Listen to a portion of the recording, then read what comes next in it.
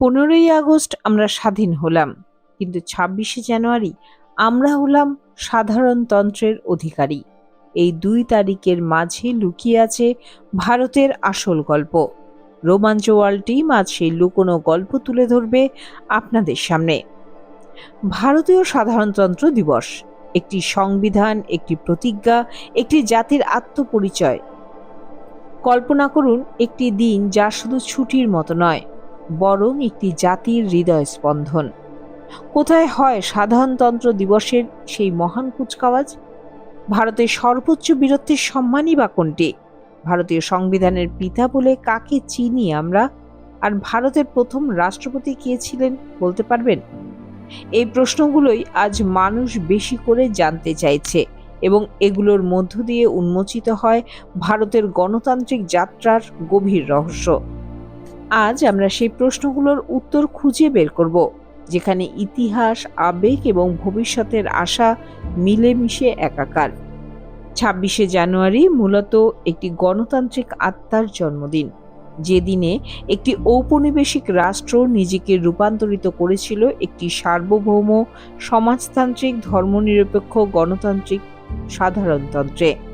ইতিহাসের পাতায় এই দিনটি শুধু একটি ছুটির দিন নয়, এটি দেশের আত্মসম্মানের ঘোষণা।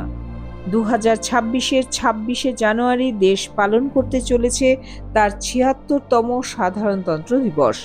এই ঐতিহাসিক কুচকাওয়াজে প্রধান অতিথি হিসেবে উপস্থিত থাকবেন ইউরোপীয় রাজনীতির 2 গুরুত্বপূর্ণ মুখ, ইউরোপীয় কাউন্সিলের সভাপতি আন্তোনিও কস্তা এবং ইউরোপীয় কমিশনের সভাপতি উর্সুলা ভন ডের লেয়েন। এই উপস্থিতি কেবল কূটনৈতিক সৌজন্য নয়, বরং একবিংশ শতকে দেশের আন্তর্জাতিক অবস্থানের প্রতিফলন। চলুন এবার সাধারণতন্ত্র দিবস সম্বন্ধে বরং কিছু কথা জেনে নেওয়া যাক। কেন 26শে জানুয়ারি সাধারণতন্ত্র দিবস? অনেকে মনে প্রশ্ন জাগে, স্বাধীনতা তো এসেছে 15ই আগস্ট 1947-এ, তাহলে সাধারণতন্ত্র দিবস আলাদা কেন? এর উত্তর লুকিয়ে আছে আরো গভীরে। 1947 সালের 15ই আগস্ট ভারত স্বাধীনতা লাভ করেছিল, কিন্তু সত্যিকারের গণতান্ত্রিক পরিচয় পেয়েছিল 1950 সালের 26শে জানুয়ারি। দিনটি শুধু একটি তারিখ নয়, এটি একটি প্রতিজ্ঞার প্রতীক, যেখানে একটি ঔপনিবেশিক থেকে উঠে দাঁড়িয়েছে স্বাধীন সমানতা ভিত্তিক রাষ্ট্র। এই রূপান্তরের পেছনে রয়েছে অগণিত স্বপ্নদ্রষ্টার আত্মত্যাগ, আজও তারা আমাদের অনুপ্রাণিত করে। 1930 সালে 26শে জানুয়ারি ভারত প্রথমবারের মতো ঘোষণা করেছিল পূর্ণ স্বরাজ, সম্পূর্ণ স্বাধীনতার দাবিতে। সেই ঐতিহাসিক প্রতিজ্ঞাকে স্মরণ করতেই স্বাধীন ভারতের সংবিধান কার্যকর করার জন্য দিনটিকে বেছে নেওয়া হয়। ফলে 26শে জানুয়ারি হয়ে ওঠে স্বাধীনতার চেতনা, সাংবিধানিক বাস্তবতার মিলনবিন্দু। বিশ্বের বৃহত্তম গণতন্ত্রের ভিত্তিপ্রস্তর ভারতের সংবিধান কবে কার্যকর হয় জানেন? 26শে জানুয়ারি 1950। এই সংবিধান কার্যকর হওয়ার মধ্য দিয়েই ভারত ব্রিটিশ রাজত্বের উত্তরাধিকারী একটি ডোমিনিয়ন রাষ্ট্র থেকে পরিণত হয় পূর্ণাঙ্গ সাধারণতন্ত্রে। 1935 সালের গভর্নমেন্ট অফ ইন্ডিয়া অ্যাক্ট বাতিল হয়ে যায় এবং দেশ পরিচালনার সর্বোচ্চ দলিল হয়ে ওঠে ভারতীয় সংবিধান। নতুন সংবিধান হয়ে উঠল জাতির আলোকস্তম্ভ। এই সংবিধান কি একদিনে লেখা হয়েছিল? একেবারেই নয়। ভারতের সংবিধান রচনায় কত সময় লেগেছিল জানলে অবাক হয়ে যাবেন। গণতান্ত্রিক ইতিহাসে এটি এক বিস্ময়কর অধ্যায়। ভারতের সংবিধান হলো বিশ্বের সবচেয়ে দীর্ঘ লিখিত দলিল, যা 1950 সালে 26শে জানুয়ারি থেকে দেশকে পরিচালিত করছে। ভারতের সংবিধান রচনা করতে সময় লেগেছিল প্রায় 2 বছর 11 মাস 18 দিন, কিন্তু সরকারি নথিতে এই সময়কাল 17 দিন কম বেশি হিসেবে উল্লেখ রয়েছে। এই দীর্ঘ যাত্রা শুরু হয়েছিল 9 ডিসেম্বর 1946, শেষ হয় 26শে নভেম্বর 1949, যেদিন সংবিধান আনুষ্ঠানিকভাবে গৃহীত হয়েছিল। এই সময়ে গণপরিষদ মোট 11টি অধিবেশন করে, যা মিলিয়ে প্রায় 165 দিন ধরে চলেছিল। বিতর্ক ও সংশোধনের মধ্য দিয়ে এগিয়ে চলেছিল। বিশ্বের প্রায় 60টি দেশের সংবিধান গভীরভাবে পর্যালোচনা করা হয়, যেন ভারতের বাস্তবতায় উপযুক্ত একটি গণতান্ত্রিক কাঠামো তৈরি করা যায়। গণপরিষদের সদস্যরা অসংখ্য বিতর্কের মধ্য দিয়ে এটি গড়ে তোলেন, বিশ্বের বিভিন্ন দেশের সংবিধান থেকে অনুপ্রাণিত হয়ে। এটি শুধু আইনের সংগ্রহ নয়, বরং সমাজ পরিবর্তনের হাতিয়ার, যা অস্পৃশ্যতা দূর করে, নারীদের অধিকার দেয়, সকলকে সম্মান জানায়। ভারতের এই সংবিধানের জনককে? প্রশ্নটি আজও বেশি জানতে চাওয়া হয় না বা বেশি খোঁজাও হয় না। উত্তর একটাই, ডক্টর ভীমরাও রামজি আম্বেদকর। তিনি ছিলেন সংবিধান খসড়া প্রণয়ন কমিটির সভাপতি এবং ভারতীয় সংবিধানের প্রধান স্থপতি। সামাজিক ন্যায়, মৌলিক অধিকার, সাম্য ও মানবিক মর্যাদার যে শক্ত ভিত্তি সংবিধানে রয়েছে, তার পেছনেই রয়েছে আম্বেদকরের চিন্তাধারা।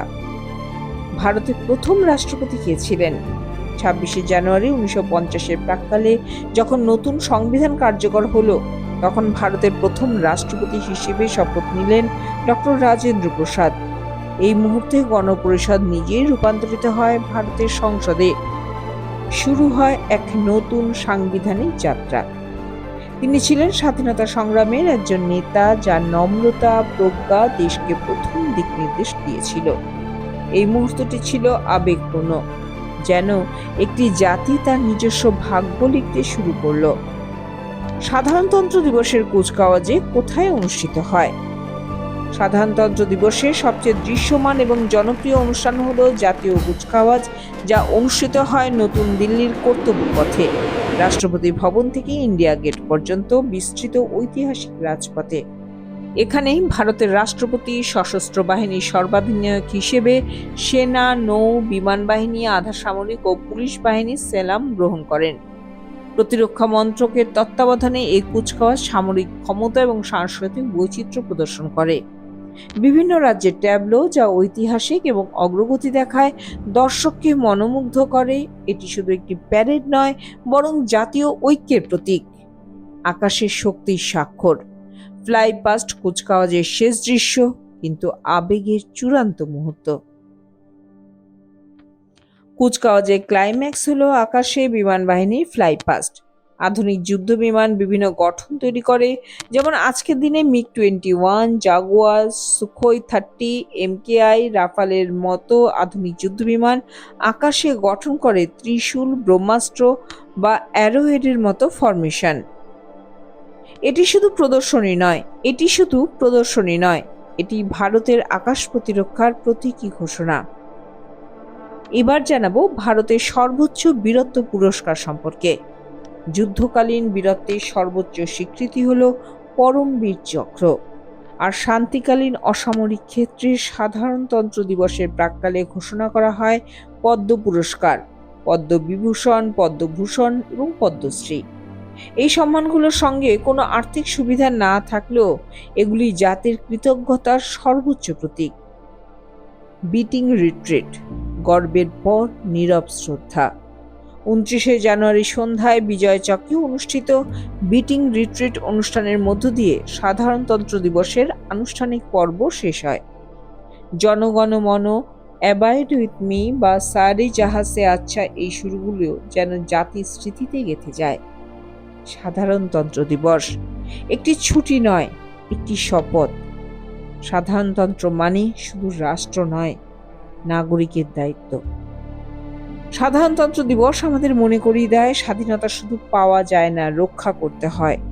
সংবিধান শুধু বই নয়, এটি একটি জীবন্ত চুক্তি রাষ্ট্র ও নাগরিকদের মধ্যে। 26শে জানুয়ারি তাই প্রশ্ন করে, আমরা কি আজও সেই সংবিধানের চেতনাকে বাঁচিয়ে রেখেছি? আপনাদের উত্তরের অপেক্ষায় রইলাম।